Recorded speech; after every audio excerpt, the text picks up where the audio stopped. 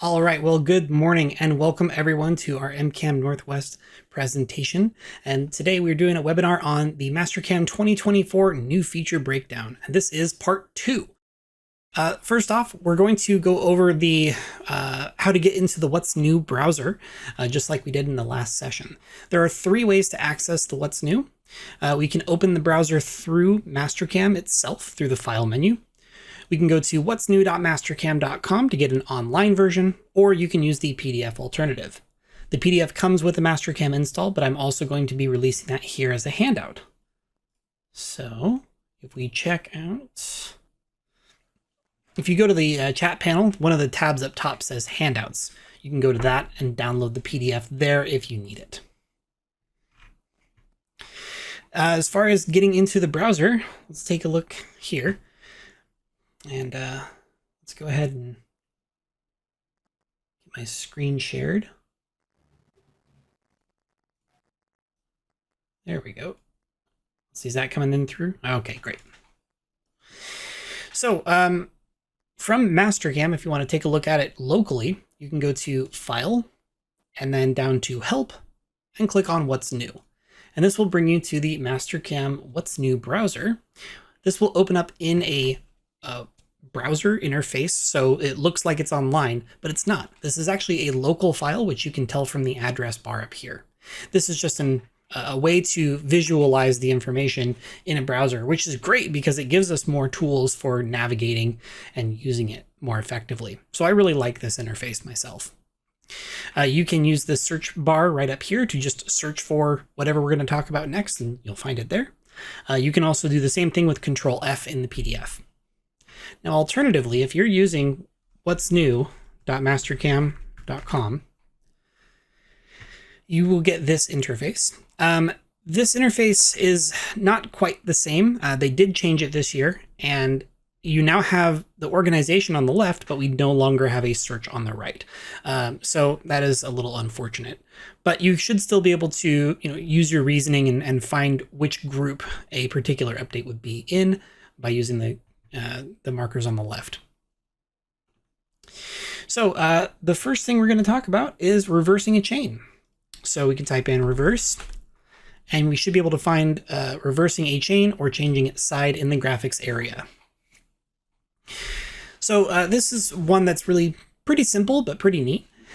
If you are looking at your chains through your chain manager, you can see the along and across directions, right? So which way is the tool going and which way, or to which side is the tool sitting relative to the chain. You can now reverse these by simply clicking these arrows on screen. So let's take a look at Mastercam. All right, so we have this 2D area mill up here, and let's take a look at the chaining. So if I open the chains, we can see kind of how everything sits, and we can see all of these little arrows. This shows you the long arrow is the direction that the tool is going, and then the short arrow is to which side the tool sits relative to the chain, right? So if I were to go in here and add some chains in, or even modify these existing ones. Actually, you know what? Let's do this. Let's do it a different way. I'm going to open up a new contour operation, and I'm just going to add in some chaining here. Just going to do some basic chaining. Oops, I went the wrong way. Zoom in a little bit. Always worth zooming in. I'll do a shift click to get all my tangent entities, just kind of like that. So we're kind of going along as if we're doing a climb cut. And then what if, I did something incorrect? I put it the wrong way, something like that. If we take a look at the chains in the chain manager, we can see how these arrows sit. And what we would have to do in the past is open this up, find the edge that we wanted to change, then right click and make our adjustments. But with these tools, we can now just double click on the long arrow, and that will flip the direction of the cut. Really simple, really easy to use. And that's great because now you don't have to think about going through this list on the left. We can just use the on-screen markers instead. We can also change the side, so the short arrow. But notice that if we do that, all of the arrows will flip. And that's because this is based on the compensation direction for the toolpath. So you can only change the long arrow for an individual chain, whereas the short one will flip the entire operation. So do keep that in mind. Another thing that's kind of nice, if you have a bunch of chains in here and you do want to see in the chains manager, hey, which one is this? You can just click on that chain once and it will highlight in the chain manager which chain that is. So that is kind of nice too, just being able to quickly find whatever you're looking for. All right. I like this update. It makes it a little more internally consistent too with other features of Mastercam with that kind of clicking to reverse the approach. Like I know in drill, when you want to change your tool axis lines, you can just click on the arrow and it'll reverse the direction that drill approaches from. So this is a cool feature for me, at least. I use that a lot. Awesome. Yeah, I think it's great. It's going to be a really useful addition for sure. These are the little things that I like to see changed in software. Things that, they're small and they're not a big departure from what we've seen in the past, but it's something that you can kind of assume works a certain way once you understand the general basics of how Mastercam works. You know that there's a lot of things that you can double click and make something happen. This is just another example of that. Yeah, I like to call it kind of like a quality of life update, right? Yeah. It makes your job easier. And so that's always a great, a welcome change. Yeah.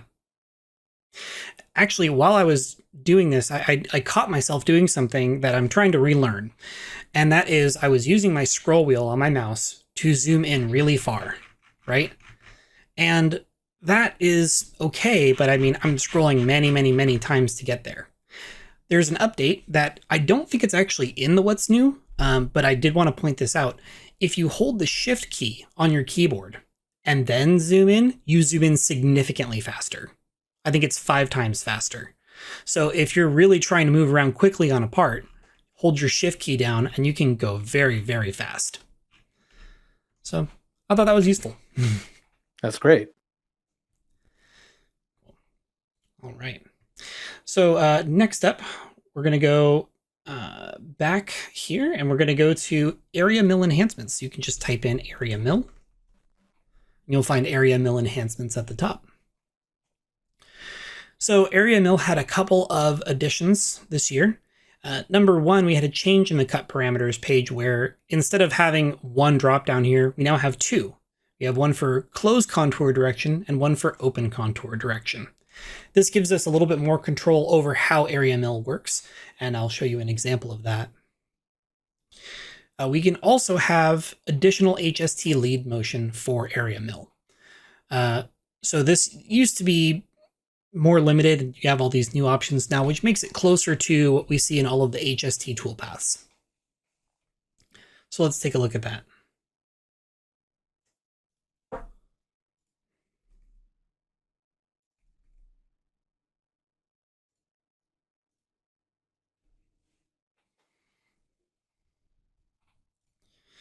All right, so same part. This time we have a stock model in here.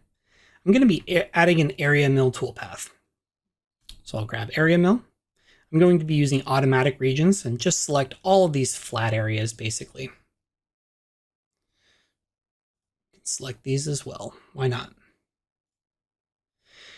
Now what I want to do is set up a boundary as well. So I'm going to say, let's see, we're going to go to our containment region, and then I have on a level another piece of geometry.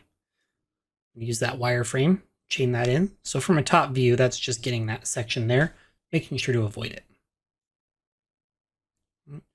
So if we preview our chain, and let's say we're going to come from the outside,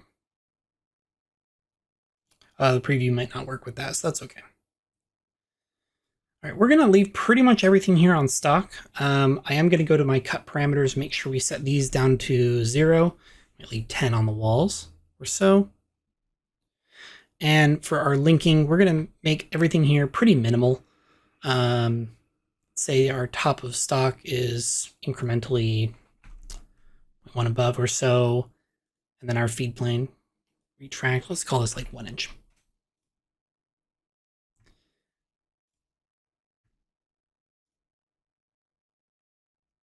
Let's see here. Okay, I did something incorrectly. Let's see what I did wrong.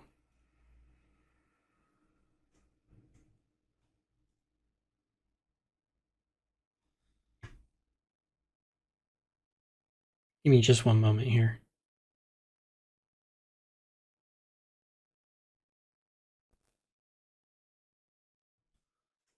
Okay, let's try reselecting a couple things here.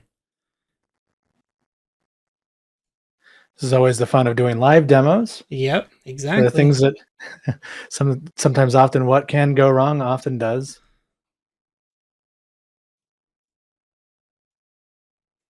Yep, no, I broke something. I don't know what I broke, but I definitely broke something. Okay, well, let's talk through these points instead. So under the closed contour direction here, this has us, or this gives us an option between climb and conventional cuts. So whenever you have a closed contour, meaning something like the pocket in here, then it's going to force that into a climb or conventional cut direction based on that dropdown. So that's pretty straightforward. Then you have your open contour direction. So maybe like this face up here or these little cutouts here. In those cases, those would be one-way cuts or zigzag cuts depending on your dropdown. Now, another thing to keep in mind is that when you do have an open contour, the setting that you use for the closed contour direction will affect the cuts here as well. If this is set to climb in one way, then your one-way cuts will also be climb cuts. But if you switch this to conventional, then your one-way cuts will be conventional. If you have this set to zigzag, then the first pass on that zigzag will follow whatever the closed contour direction is set to, and then it will alternate from there. So that is that update. And then for the HST leads, this is pretty straightforward. If you're used to 3D movement at all, this is just adding in arc movement, either horizontal or vertical, or a combination of the two for your lead in and lead out movement. So by default, this used to be set just like this. So a 90-degree sweep with a 0.1 vertical arc entry. And now you have more freedom to do it as you need to. I just had an idea. I wonder, did I, you know what? I think it's because I set up that middle as a containment region, not an avoidance region. Let's try that again. I bet that's what did it.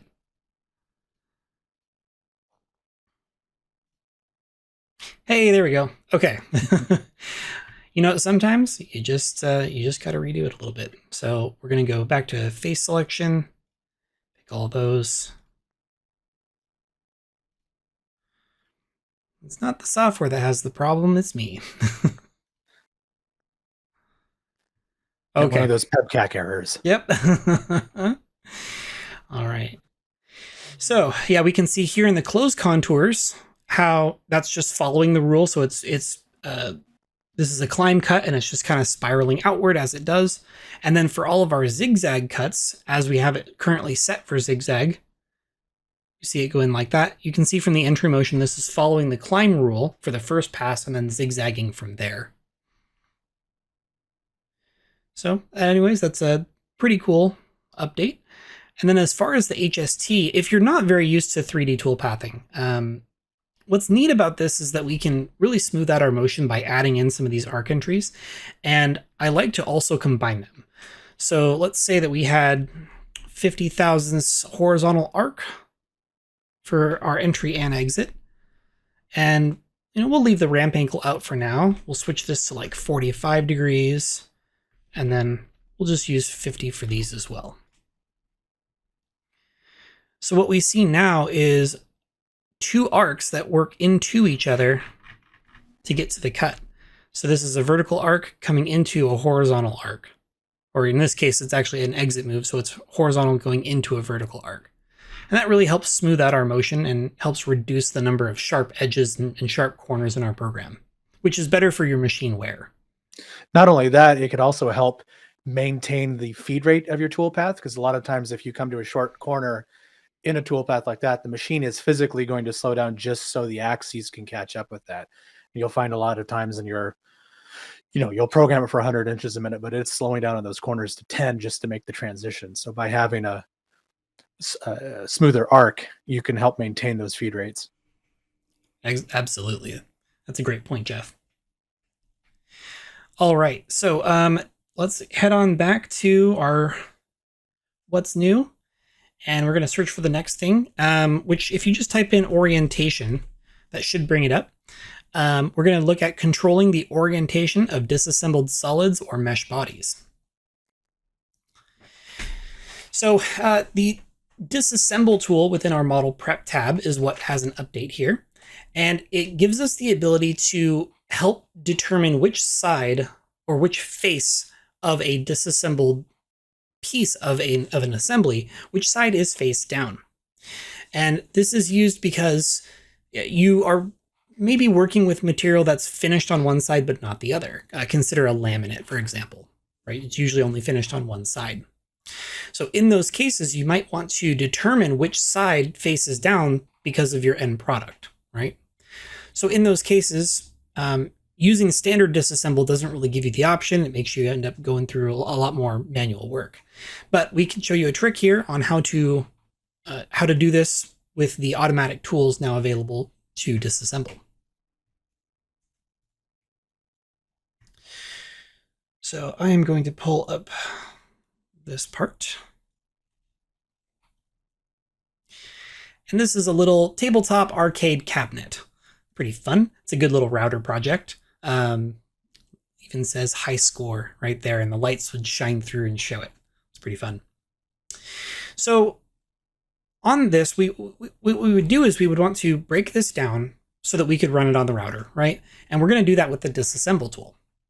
So let's go up to model prep, and we'll find disassemble right here. And then I'll just select everything, and then everything kind of lays down flat. But right here, we can kind of see the problem, which is these two panels right here. They're the best example of this. These are the two big side panels, and we have some speaker grills on the side, but they're both facing the same way. And that wouldn't make sense because one of them has to be flipped the other way because we're working with, again, like a laminated material where we need a certain finish on one side. So with that, we need to flip this over. Now let's look at another way we can do this. I'm going to reopen the file. So if I go to this other view sheet here, this version of the view sheet has green faces on it. And these green faces are indicating on all of these parts which side should be facing down. So the side that doesn't have the finish on it in this case. Now, if I go into my model prep and disassemble, what I want to do is turn on this option down here for face color. And that's what's going to take that orientation and make sure that the green faces down. You can also use this little dropper right here to pick a face color, just in case it's slightly different. Once I do that, select everything, and now we can see those two side panels have been put down in such a way where they're both going to have a face up. And if we look from the bottom, we can see that those green faces are face down. So that's what we're looking for. But you may have noticed that there's actually two pieces here where from this view, we still see green. And the reason that's happening is because the disassemble function, when it disassembles a assembly, it's looking for the largest surface area face and putting that down. Now, in a case like this side panel, there's no difference between the pink side and the green side. They have the same surface area. But on a couple of these parts, we see that there is a difference. So here, there's actually a bit of a bevel on the side. And on this one over here, there's some additional slots cut into it. So because they have a smaller surface area, they're still being forced to face up. So I want to show you another way to kind of get around that. I'm going to go back to disassemble. We're still using the color option. And I'm going to select that, but we're going to, let's see here. I want to deselect those two parts basically that are causing a problem. So this one with the bevel happens to be this main face here, and then the other one is this piece. So I'll just deselect them and then green check. So it'll reformat what has been disassembled so that it, contracts back down and then leaves these other two parts here. Now I'll go back to disassemble, and instead of using the body selection up here, I'm going to use face selection and turn body selection off. When I do that, if I click on the faces that I want to go down, they will be forced downwards like that. So now they're correct. Then I just need to give this a different start point. So I might just, shift it over here somewhere. Until we nest it, it doesn't really matter exactly. So that puts those two pieces face down right over here. So the new color option will move things automatically and set them automatically in terms of orientation, but only as long as, the two large sides on the part have the same area. Otherwise, use the face selection, which actually isn't new for 2024, but I thought I'd show it to you because it's useful. All right, so the next thing we're looking up is you just look up WCS, and you'll find changing the WCS C-plane or T-plane of selected operations. So this is a new way that an existing feature works, and I'm really excited about this. This is actually something that I used a special mod inside of Mastercam to do in the past, so I'm really glad they added this as a native thing. So essentially what this is, if you've ever used the edit common parameters before, you know that you can change the planes when you use that function. The problem is that in older versions, the names of those three plane types were pre-populated. So basically the first operation in the list that was selected, its values were put in there. And that means that if you selected anything else, any of their plane information was overwritten. But now in 2024, this will only show a name if all selected operations match. If they don't match, then they are blank. And then you are welcome to change just that plane for the selected operations. This is really helpful for certain situations, such as programming for like a horizontal where you can make a mistake pretty easily. So let's take a look at how this works.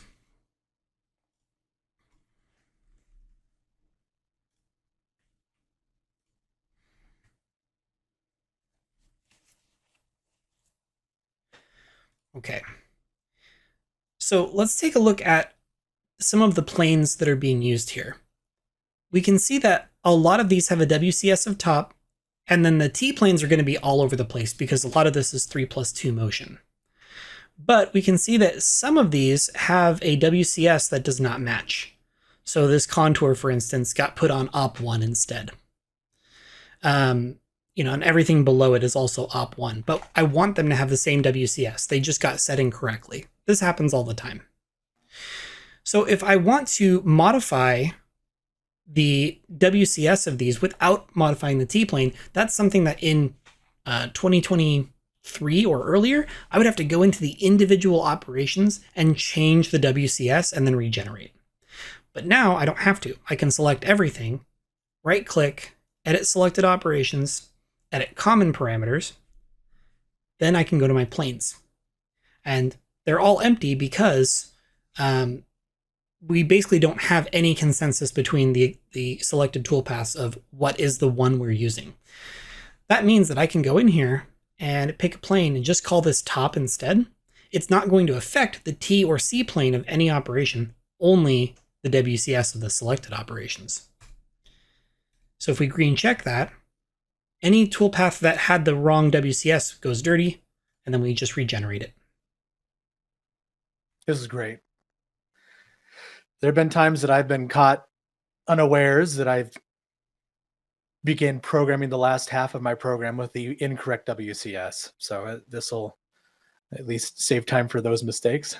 Yep. Also, I imagine if you're, taking a 3-axis program and converting it to horizontal, it's a quick way that you can change that WCS in all the operations. Mm-hmm. Absolutely, because you can link your T-plane as associative to your part, right? And if you're taking it and moving it from one location to another to put it in a different kind of fixture, like going to fourth axis, you can move that part with your T-plane associated and then just change your WCS to the correct location for the tombstone, and boom, you're done. So really super useful. More great quality of life updates. Indeed.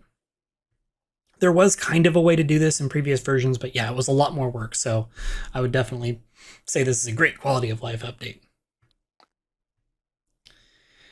All right, so next up, we're going to search for pocketing, and we're going to find pocketing and roughing for 3-axis. So this one's a little interesting. This is actually for the multi-axis pocketing toolpath. We now have an option to lock the tool axis control to 3-axis. And so the question becomes, why would you do that? That doesn't really, like why? What's the point of locking a multi-axis to 3-axis for pocketing? Can't you just use OptiRough or something? You could, and you might actually use them together. So let me show you how that works. So I'm going to open that up.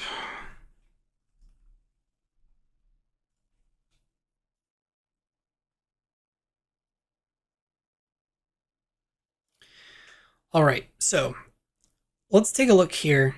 If we were OptiRoughing it, it would look something like that, which gives us a stock model that looks like this, right? So we see all the stair stepping in there, and depending on what you're doing, that's maybe fine and maybe it's not. Maybe your finish tool can't handle the stair stepping because it's too much variance in material, right? So with a multi-axis pocketing toolpath, this is the 5-axis version. What this does, if we take a look at this and backplot a bit, is it actually follows the contouring of the pocket. And so as it's moving around, you can see how the attitude of the tool will change based on the angle in the floor. As it comes around there, you see it change again. And the benefit of that is you get a stock model that looks more like this, and this is much more consistent for your finishing tool, right? But, you know, maybe you don't have a 5-axis machine. You can still use multi-axis toolpaths in a 3-axis machine when you lock them down. I'm going to take the existing one and copy it down. I'm also going to copy the stock model down. And then in the parameters, we're going to go to our tool axis control and lock this to 3-axis using the WCS-Z. That'll work just fine for us. And then in this stock model, I'm going to change my source operation. And we're just going to have to give that a second. But the idea here is that the multi-axis pocketing toolpath, when locked to 3-axis, it's still going to use the general movement of the 5-axis version of it, but it's not going to use the attitude adjustment that you would see in the 5-axis version. So if we take a look at this in backplot, the tool will stay vertical the entire time. But unlike OptiRough, if we look at this from, say, a front view, turn off the shading for a second, as it runs, the tool stays, with the same vertical attitude, but we can see it actually going up and down in Z as fluid movement. So it's not doing the stair stepping that OptiRough would do. So you can get a result that's similar to the 5-axis result by using multi-axis pocketing locked to 3. This is a much smoother version of this stock model relative to the one where we just did the OptiRough. So what you could do here is you could OptiRough it out to get the material out quicker, because it's going to do a better job of making sure those chips are more nominal than the multi-axis pocketing will. So you might start with that and then go back in with the multi-axis pocketing and just crank that feed rate and step over up very high. And in that way, you can still get this smoothed out nature of your stock model for your finishing tool, while being able to preserve most of your roughing motion as Opti, which is more efficient. So that's a fun one. All right. there's nothing else, we'll be moving along here. Next one, we're going to search up Graphical. So that's Graphical. And reviewing graphical planes and geometry color with toolpaths. So this one's pretty darn cool. I'm pretty excited about what this means for programming in 2024. So there's two big enhancements on the same page here. The first one is viewing our linking parameter planes for our hole making toolpaths. The linking parameters page has been redone for all of our hole making toolpaths. It's got a new format, it's got a new layout. We also have this ability to now view our planes graphically. So we're actually going to see them in the background, which is pretty awesome. This is generally what it looks like down here. And there is ways to adjust this, and I'm going to talk about that as well. The other update on this page is being able to set and view the color of geometry that's been selected for a toolpath, and this is for multi-axis toolpaths. The reason these are both together is because these are things that will affect our background while our parameters are open. So for multi-axis toolpaths, when you're making selections for things like your pattern inside of Unified, or your machining geometries, or your avoidance geometries, this will actually change the color of those faces or edges in the background. And it makes it really nice for programming because it's a nice temporary change that gives you a refresher on what you're doing without permanently adjusting the part. So let's go back to Mastercam and take a look.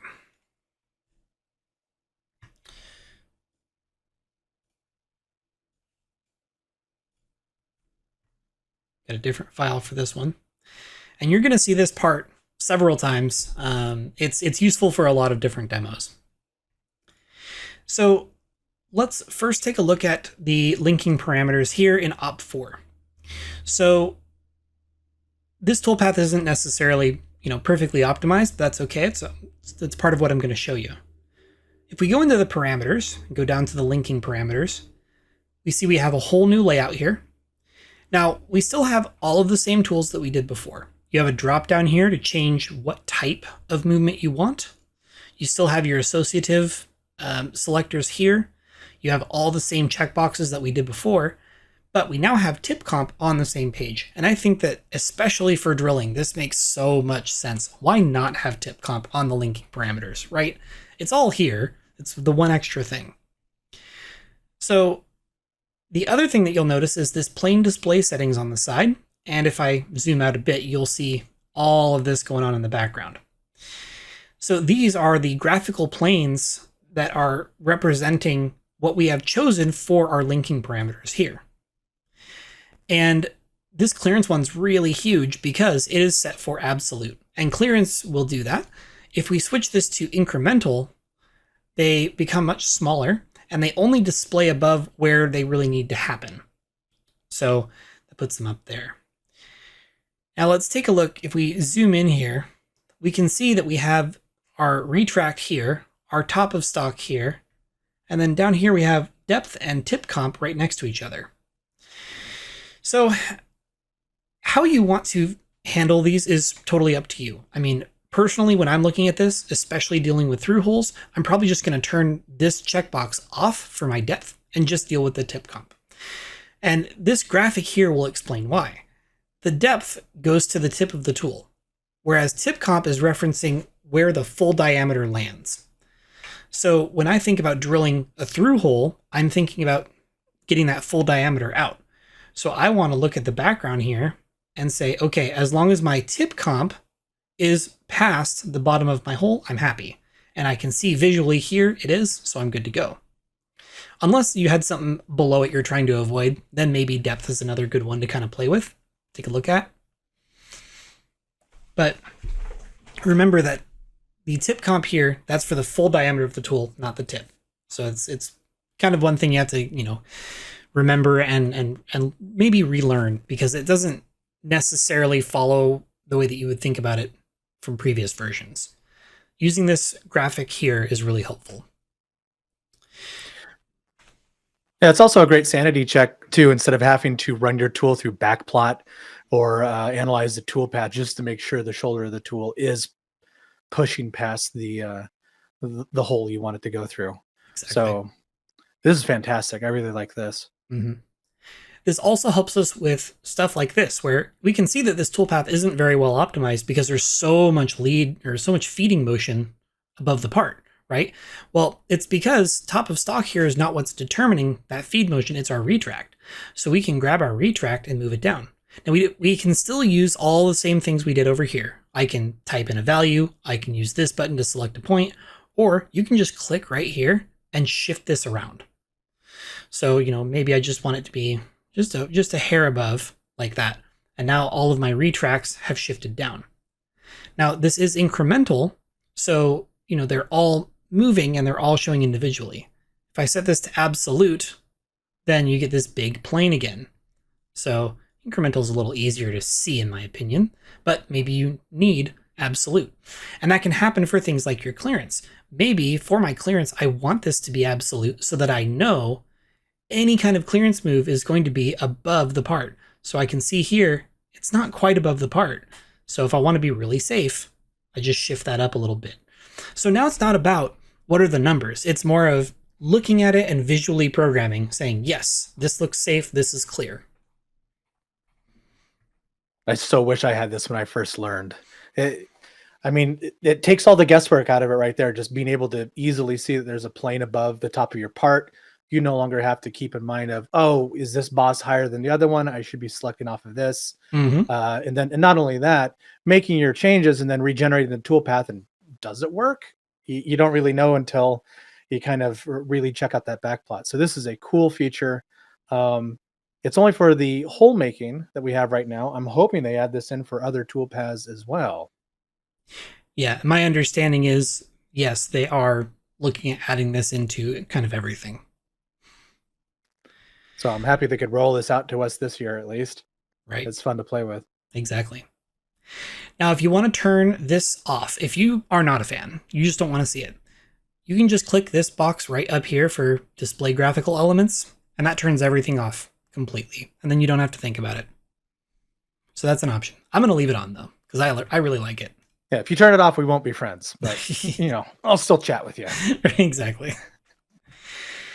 So the other update there was the colors. So we're going to go over this pretty quickly because I don't think there's much to say other than I love it and I want to see it everywhere. So in this example, this is a unified morph toolpath, and we can see here that this has colored this face green, and it is also colored in the two curves as this blue color, right? And even if we take this wireframe and we hide it, like let's put this on another level. Let's just move it to 51, which is not visible right now. I reopen those parameters. You should be able to see them. Yeah, we can see them highlighted. See how these are going vertical? I actually had that messed up. So there are these vertical ones here. That's why they're lit up. And if I close it, that all goes away. So it is temporary and it's visual, just so we can, check on what we're doing. And what's really neat is if we take a look at, say, the guide toolpath over here, flip this over, we can also add in like collision control. So each time we add in collision, like let's say avoidance geometries, and I'll pick, oops, didn't want that. I'll pick this pocket on both sides. So that gets a color. And then if I add in more avoidance here, let's say it's, this face and this face, those get a new color, and then on it goes. You can also change these colors. If you don't like them, just click on any color swatch. It'll bring you the window. You can change it. So I think that this just really improves multi-axis programming because it gives us this clear visual on exactly what we're doing at any given time without having to modify anything on our part itself. And maybe this is something that you can all relate to. I'm not as strong with multi-axis, so I find that I'm always making incremental changes to try and get the toolpath to work the way I want.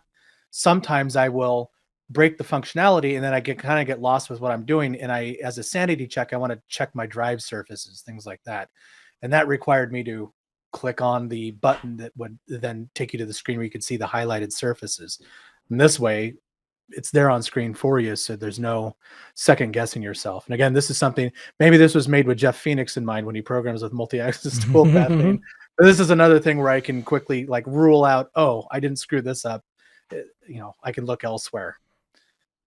Yeah. So for me, that's how I would utilize it. Of course, rock stars like John will probably just hit it out of the park with his first go around. Oh, no. I forget all the time. And the other thing this is really useful for, thinking that I really love about it, is let's say you open a program that either you made a very long time ago or someone else made. That is one of the hardest positions to be in as a programmer, walking into someone else's work or something that's so old you don't remember what you did. Being able to just open it and see everything very visually in that way helps get you on track so much faster, because you don't have to go through and make all these selections and, okay, which one's this and which one's that, and let me break out my notepad. Okay, Operation 4 does these faces that I'm recoloring here. And no, you don't have to do any of that. It's all right there. So I think that alone is a great reason to have it, Oh, I love it. All right, our next update is in the wireframe tab. I'm not even going to bother opening the what's new on this. So this is under the modify group. It's on the far left-hand side, and it's called Dynamic Trim. This is a single tool that allows you to either trim or break your entities by 1, 2, or 3. You can divide, you can trim to point, lengthen, and shorten. Now, if you've been using Mastercam for more than a few years, you probably kind of recognize this panel as trim, break, extend. Because that's basically what this used to be. However, we now have the new option to do divide, which trim, break, extend did not have.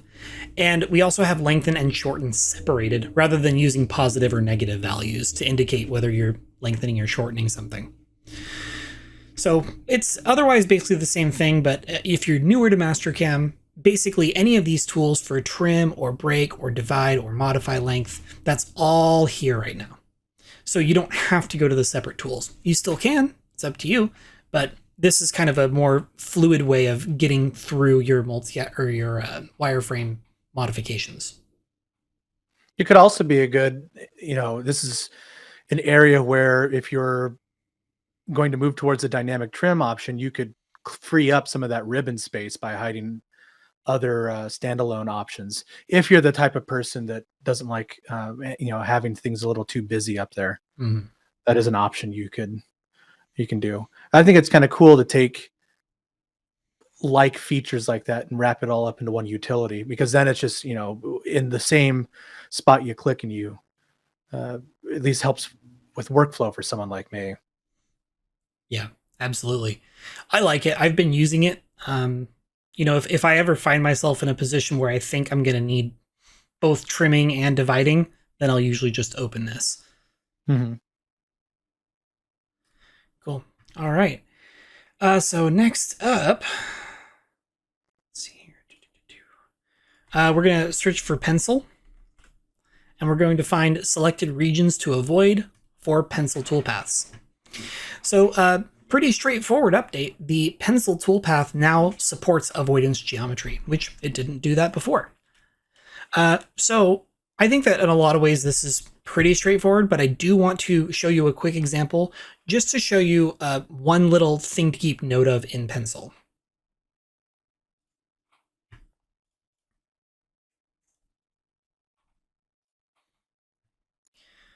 All right, so here, my first operation is a standard 3D pencil toolpath. And I'm basically just trying to cut this fillet, right? The problem is that we also have these little green pieces coming in, and this could be anything. This is just a quick, simple example. You can see our tool is clipping that, and that's not going to work for us. So in the parameters, we can now go into model geometry, and we're going to add in avoidance just by triple clicking these models. And after a quick regen, what we should see is the toolpath should break anywhere where the tool is going to come into contact with this avoidance geometry, which is just like any other 3D toolpath that we have avoidance on. So that's pretty much the expected result right there. Now, if you are using a 5-axis machine and you are trying to avoid things like this, you don't necessarily want to use that methodology where you set this as avoidance. And I actually don't have that set here. Instead, in the holder page, just turn on your collision checking with tilt to avoid gouge, and then use this to select those blocks instead. That is the way that I would do that, because that will give you a better result where instead of, you know, if you were to just set that as avoidance, it's not going to tilt it for you unless you use the holder option. This is what gives you that tilt, just like that. So just another reminder, you know, there are ways to take 5-axis toolpaths, make it run on a 3-axis machine, and there's ways to take some 3-axis toolpaths and convert them up to a 5-axis motion. As long as you have the licensing for it. All right, we've got a few left here. The next one is going to be, just type in the word turret, and you should find using turret-mounted angled milling heads. So this is one that we kind of teased in our Get Excited for 2024. There was a lot to do before we could really show this to you, and we just didn't quite have time to get it done, and it was also, you know, quite a time sink in terms of showing it to you. So I wanted to make sure we had a nice visual for you guys and a nice way to present this.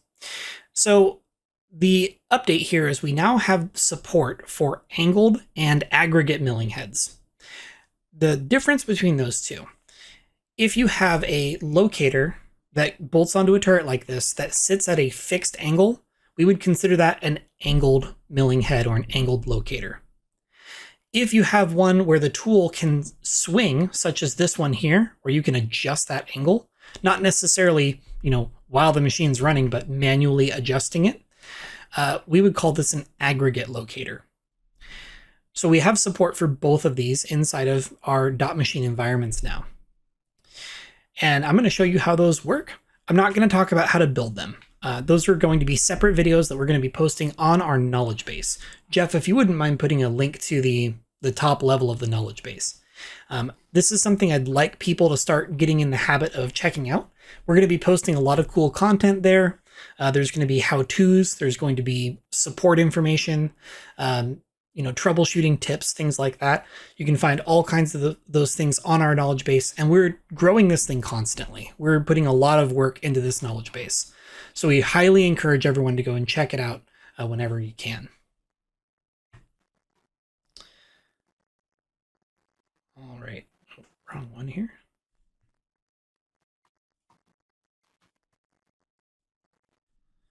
All right, this is going to need just a moment to open. It's a little more complex.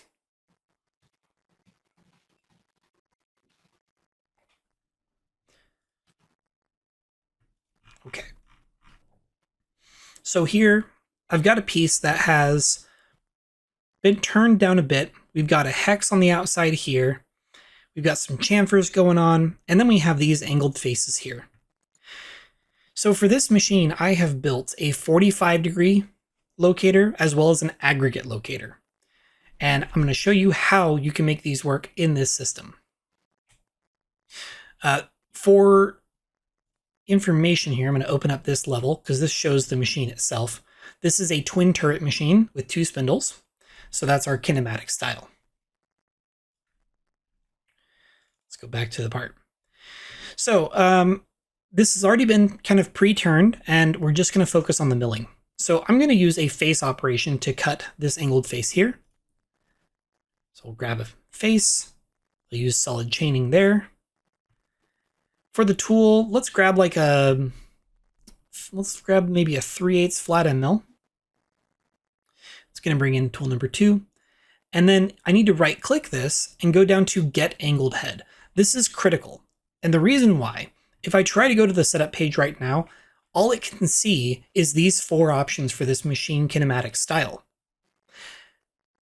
If we put this into a different kind of holder or locator, that is what will indicate to the setup page that it can do something different. So I'll go ahead and get my angled head. And then in my group down here, I'm going to make sure I'm in my upper turret group. And I want to find my aggregate locator, which is right here. And let's open up our upper turret. I'm going to drop this into index 2, since that's our tool number, and drop that in there. Now I can right click and I can set my projection length, and we can adjust that. By the way, this piece that's sticking out here is the holder, and that's the default size. One thing you can do to kind of smooth this out is create a model of a ER collet that would fit your locator and use that as your holder instead of something like this. It looks a lot cleaner. But we'll go ahead and just kind of shove this in here. That looks pretty good. And then I'll green check. Now if I go back to the setup page, we have a new option for plane rotation. So that is pretty neat right there. I'm going to leave this set to derive from geometry, cut parameters. Let's see, I know I want no stock on the floor. Otherwise, let's go ahead and hit apply. That's close. I'm going to change the roughing angle to 90. That looks better. Okay, let's green check here. So from the toolpaths, we can backplot this. We can see that the tool's angle is correct. And of course, we're going to run this into simulation to make sure that that's correct too. But first, what I want to do is add in another toolpath to get rid of this, or to cut this chamfer here. Let's just assume we have to mill it in. So I'll use a contour for that, and select that edge there. Again, I'm going to pull in a tool. This time I'll grab like a 1/4 inch. Let's see, yeah, 1/4 inch flat end mill. I'm going to change the tool number to 4, just so we have a bit of space between our last one and this one. And again, we're going to get angled head. Now this time, because I know that's 45 degrees, I want to grab my locator that's locked to that angle. So I have one here labeled upper left 45 degree milling locator. We'll just drop that in. Now if we go to the setup page, again, we have more options here, but we're actually going to see that there's going to be a bit of a problem. If we look closely at the geometry, this says B90. And I'm actually looking for about a B of 45. If I green check here, actually we're going to go ahead and turn the comp off as well. It's going to give me an error. It's saying that the locator does not match the geometry. And so therefore the tool is loaded into a locator whose orientation does not match. So if that happens, I'm going to go ahead and keep the operation. There's two things that it could be. Either the locator is defined incorrectly, or your plane for your toolpath is incorrect. And in this case, it's the plane because it said B90. So derived from geometry does not always work. Usually does, but not always. So what I'll do here is I'll use create tool planes from the utilities menu. And I'm going to set this to an upper left and select on the same face that we wanted to cut. Green check. Back in the parameters of Op4, we can now go to our setup page. And once we reselect here to somewhere else and then back to upper left, we should get the option for plane rotation. The other thing to note here is that in the tool page, sometimes this will jump back. I noticed this jump back to tool 2. Let's make sure this is set to 4. Go back to the tool setup page, check on plane rotation, uncheck derive from geometry. Then at the bottom, we should have an option for this new plane that we created, left B45 C30. Then green check. Now let's just change that lead in, lead out. I'm going to set this for a 10% linear with no sweep. And let's turn off compensation as well. And that looks pretty good. Now let's go ahead and send all this to verify. Now let's go ahead and send all of this to simulation because these locators are supported in simulation.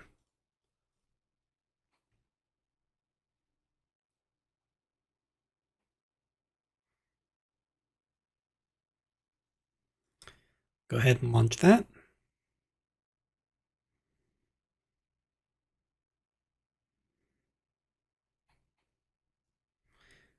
All right, so here we can see our tools and our new locators that are sitting at angles, ready to run. I'm just going to move forward to the facing operation here. Then we can slow this down and watch this run. So we can see our aggregate locator, and how it can swing around. Now, granted, it is limited here, so it can only swing within a certain range, and once it's set for this particular program, you can't change it. Now, if you have multiple locators, they can be set differently, but this one in station number 2 cannot be changed within this same program. So that is the limitation you're dealing with there. Granted, you wouldn't do that on a real machine anyways, because these are going to be set by hand. Here we can see this tool coming in. This is the fixed angle locator. Speed that up slightly. And that comes in to do what it needs to do. So really, using these locators is not too difficult. It's more about building those locators up in the first place. But we're going to have videos on our knowledge base on how to build these locators in the near future. All right, so the next thing we need to talk about is the Deburr toolpath. Let's go ahead and search for Deburr, and you'll find Deburring Enhancements. So in the tool axis control page for Deburr, we now have a new field down here for cut width, and we can choose either flank/taper or tip. And then when we are set to flank/taper, we get an option here for how much contact point we want, which we did have before. We also have a new option for avoiding the contact point on tip. So when this is set to tip and we're using a ball and mill or a lollipop tool, we can click on this checkbox to force the engagement to a different position on the tool. Let's check out how this works in Mastercam, because I think it's pretty important for Deburr. Now, if you saw our Get Excited for 2024, you've kind of already seen this, but it is important that everyone sees it. So this first Deburr toolpath is using a ball end mill to trace along the top and kind of deburr the whole part in general. But if we move this forward, we can see that the contact point is right on the tip of the tool, which isn't ideal, because as you approach the center of that tool, you're approaching 0 SFM, right? If we go into the tool axis control page and turn on this checkbox down here for avoid contact point on tip, this will force the engagement to a different spot on the tool. It's going to force it to halfway between the tip and the radius. So you get a nice contact point out here that gives you much better cutting motion for these types of round tipped tools. We also gained support for new tooling types this year. So this is a chamfer mill doing the same path, entering in a different spot, but that is a chamfer mill moving in full 5-axis motion to deburr a part. This is maybe my favorite update for 2024, because I really don't understand why this tool wasn't here in the first place. This was like the obvious one to me. This was the low-hanging fruit. I love this. If you need to deburr a part, you are more likely to have this chamfer tool laying around than you are some fancy lollipop tool, unless you're doing ports or something, right? So this is really useful for top edges. And if you have a bottom edge, we are now also supporting dovetail cutters to do undercuts for deburr. That is so cool. So I didn't have to do anything special for this toolpath. I simply selected I wanted this type of tool. I wanted the engagement to be at a certain distance away from the end, and let it go. And it's able to create this motion pretty much pain-free. So that is really awesome for these through cuts like this.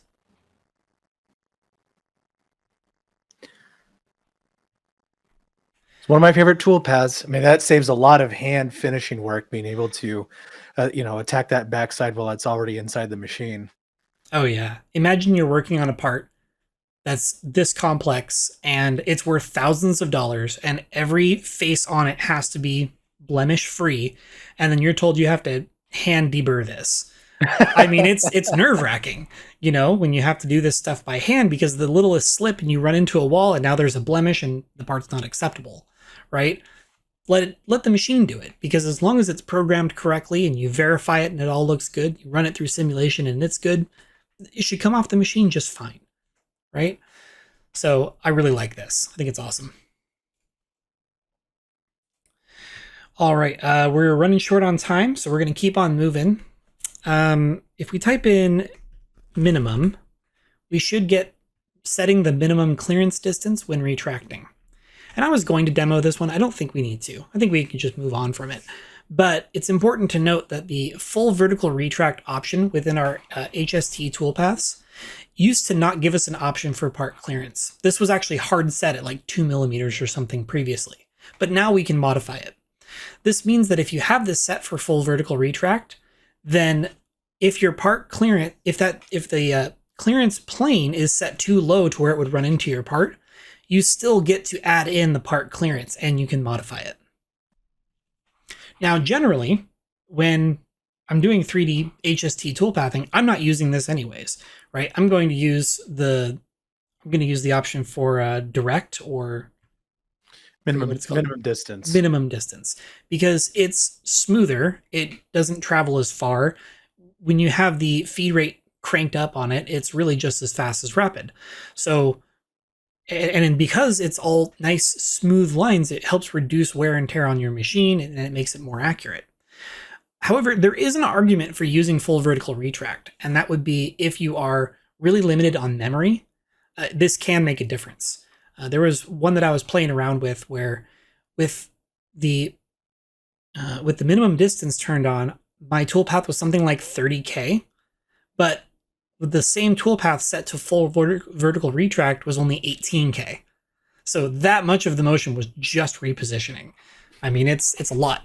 Now, it's still functional. It still has a use. It's still good for the machine. But if you're limited on memory, then it does make a difference. So can be worth it to make this change if you're in that situation. But this new update makes sure that your parts stay safe. All right, I think we only have 2 left. Let's search for solid hole. And we should find solid hole enhancements. And this one's pretty cool. So the solid hole panel has been updated to give us this new set of options down here for our edge treatments. We also got a new setting for the plane orientation.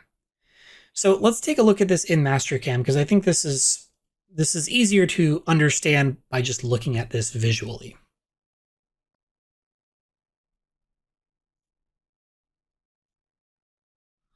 You go back to a different version of the same part so that we can go into our solids and take a look at some of these holes. So these holes that are all on the outside here, if I double click this in the solid history, this brings the panel back up. And if I look down here, I have my top edge treatment. I can turn this on and it gives me the option to either give the hole a chamfer or a fillet. So that's kind of nice. The fillet just has a radius value. The chamfer gives you the setting for angle. So what angle do you want this at? We'll leave this at 90. And then you can either set the size by diameter or by distance. So, and this is one-sided distance. If I wanted this to only have 20 thousandths per side, I would set that in distance, and then that would set it up. Or you can do the math. If you know the hole size, you can figure it out that way. Or if that's on your print as a specific size, then just put it in as a diameter. There's also a checkbox for match top and bottom. So this is only available if this is set as a through all hole. So this one is. And if we turn that on, it will set the bottom of the hole to match the top. We'll go ahead and turn that off. Now, and I'll turn off my bottom edge treatment entirely. So this also helps you understand which way is top. So from this particular solid designation, it's telling us that our top edge is up here because that's where the chamfer is. Now, if we were in a situation where we imported this and we used add history or add holes to find those holes, the orientation might be incorrect. You can actually flip it using this button right up here under plane orientation. So when I click that, my chamfers went away because I only have top edge treatment turned on, and now this is the top of the hole for this hole. So I know that seems like, why would I ever use that? But trust me, if you're bringing in models from outside sources and you're under model prep, find holes, this sort of thing happens all the time.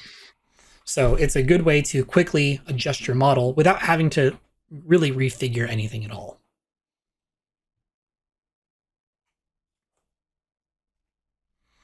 All right. So that leaves us with the last update for today, and that is going to be load save. And you'll find load save defaults. So this is a somewhat major change to how defaults work in Mastercam. And the idea here is that instead of being stuck with a single set of defaults for a toolpath, you should be able to create as many different defaults as you want and be able to easily access them. So that's exactly what this does. And the idea here is if you have a set of defaults that you like for a particular situation, but you have a different set of defaults for a different situation, and then 3 and 4 and 5, you can save all of those to a file. Then you can simply bring in those defaults when you see a situation that says that to you says, oh yeah, this matches something else I've done in the past. So let's take a look at an example, because I think this is really cool. And this, in combination with something I saw online, is actually what inspired us to do the next webinar that we're doing, which is going to be how to use Mastercam libraries effectively. So I'm pretty excited about that. So let's go ahead and load this up. Search for defaults. Here we go. All right. So we're back here, and let's say I want to start an OptiRough toolpath to get started. So I'm going to grab my OptiRough. Whoops.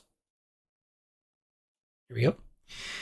And now when I'm looking at this, let's say that, I've done something similar before, and I know that I have this saved. Let's just bring in those values.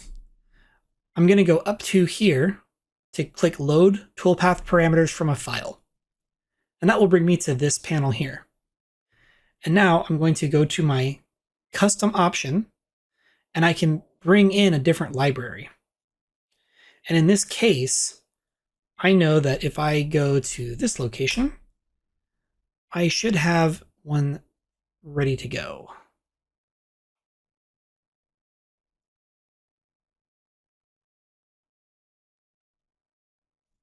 One moment here.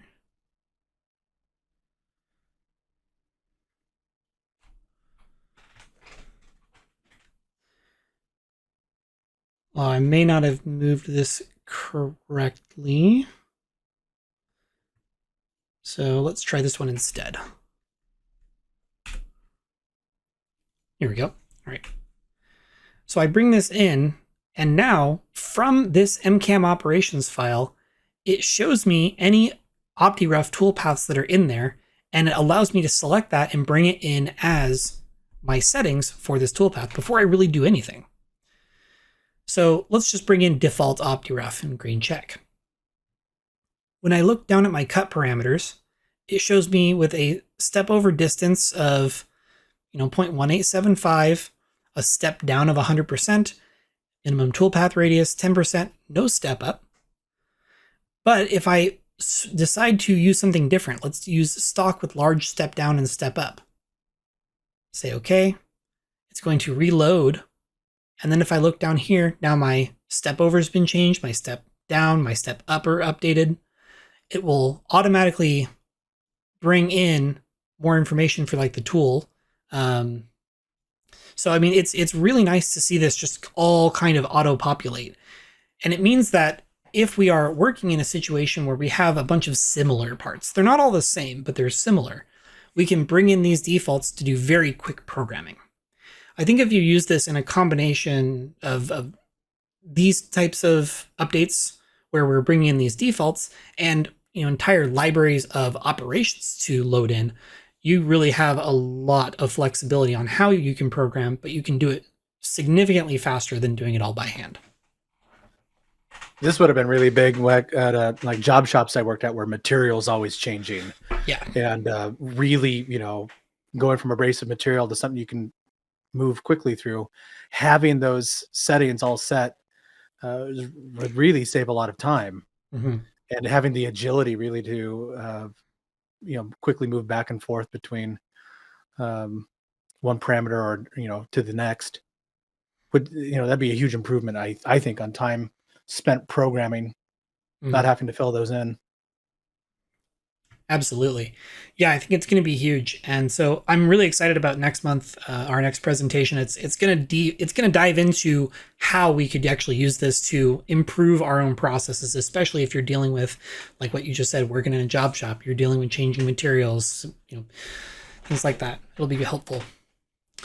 I also wanted to point out before we wrap this up that when you're using this custom option, this file happens to be an MCAM-operations file, but it does not have to be. You can actually use a regular part file. So if you're wanting to build a library of all these different kinds of settings you want to use for a particular toolpath, just build it as a regular file and stick it somewhere that you know is safe and accessible. But always make sure you back things up. I've seen that bite a few people. So with that kind of wraps up the updates for Mastercam 2024 for this year, at least the big ones.